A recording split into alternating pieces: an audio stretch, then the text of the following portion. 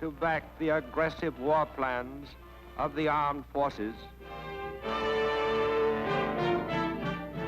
In 1941, the Japanese War Party came to power, headed by General Hideki Tojo. In 1931, the militarists took the first steps necessary to bring about world conquest. In Manchuria, they threw mechanized troops against an inadequately armed neighbor. Within a year, they had overrun the rich Chinese provinces of Manchuria and consolidated their gains. They then proceeded to give the world a foretaste of what it means to be conquered by Japanese. To maintain an atmosphere of legality, they placed on the age-old dragon throne of the Manchu dynasty the puppet emperor Puyi. But even he knew how empty an honor was his. To carry on the business of government, native officials were appointed whose sole duties were to rubber stamp the decrees of the Japanese army. Thus all mines, railroads, and other resources came under the control of those Japanese-financed corporations which were acceptable to the empire's militarists. Army engineers planning to make of Manchuria a base for further conquests pressed thousands of Chinese into labor gangs to work on hydroelectric projects, military roads, and mines. Though Japan was not successful in persuading its own farmers to migrate to Manchuria, it found ways of inducing the Chinese farmers in Manchuria to raise what the Japanese needed. Crops were collected for shipment to Japan and paid for with worthless occupation money from the army's printing presses. The Japanese made opium easy for the Manchurians to get. At the same time, it passed laws designed on the surface to forbid its use, thus profiting both from selling opium and from fining those who used it. By 1937, Japan was ready for the next step in its plan of world conquest, to bring the rest of China under Japanese rule. Japanese fighter planes were designed by engineers who had taken the most effective engine, propeller, and fuselage designs in existence and blended them into the Zero Pursuit plane.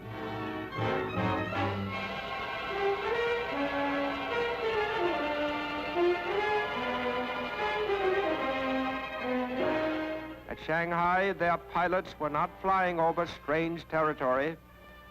Many of them had been flying over the area for months in commercial airliners.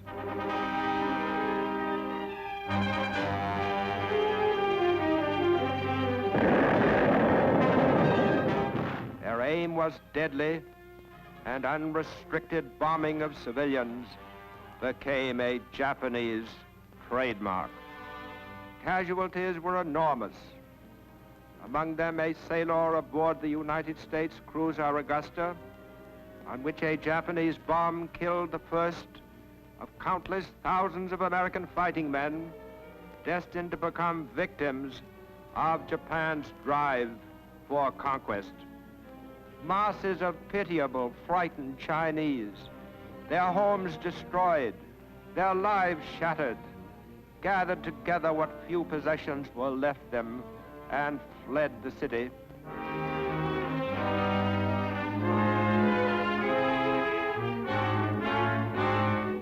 The Chinese who stayed behind were reduced to the level of cattle by their arrogant conquerors. American missionaries who tried to help and comfort China's refugees were deliberately bombed out of existence by the infuriated Japanese.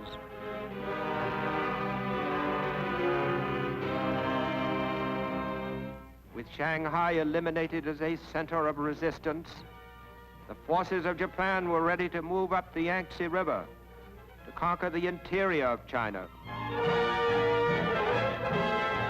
where the tacticians of other nations had regarded rivers as military obstacles. The Japanese used them as avenues of conquest, along which their armies were transported by boat under cover of air protection. When reconnaissance planes showed signs of an enemy ambush ahead, their forces would disembark downstream to move up along the shore. This plan of water envelopment was the first actual application of modern aero-amphibious warfare, attack by combined land, sea, and air forces.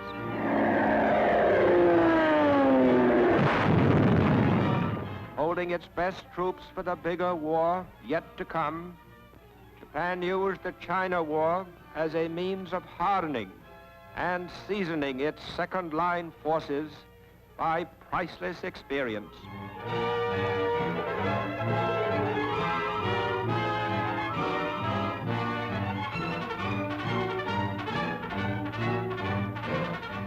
In actual battle, they solved complicated problems of supply and transportation.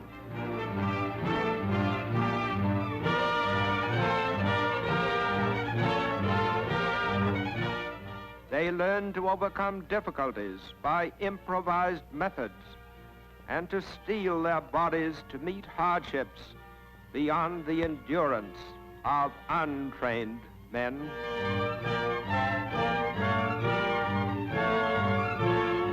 When they were held up by a river, assault boats were brought up to ferry the troops across under the cover of a chemical smokescreen.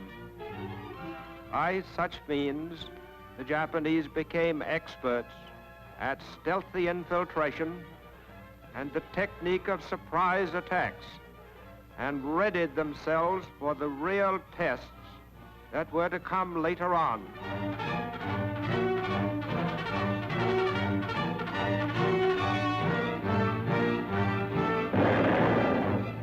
But the Japanese, who had expected to overrun all of China within a few months, with little opposition from the disunited and unprepared Chinese, found themselves involved in a long and bitter war.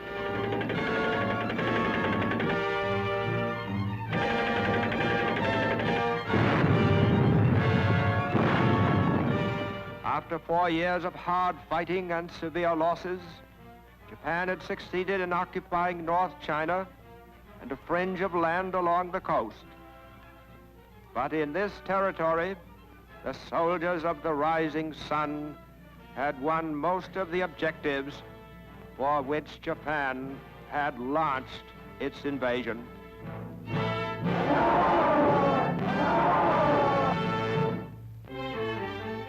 As the Japanese advanced, they began immediately to convert the conquered territory to their own needs.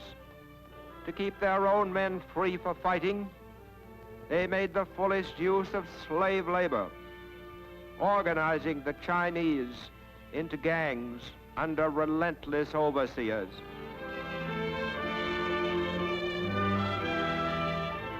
The conquered Chinese were not docile.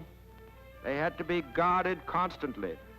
But rebellious coolies who were reluctant to work or deliberately slowed down were given the alternative of working or starving.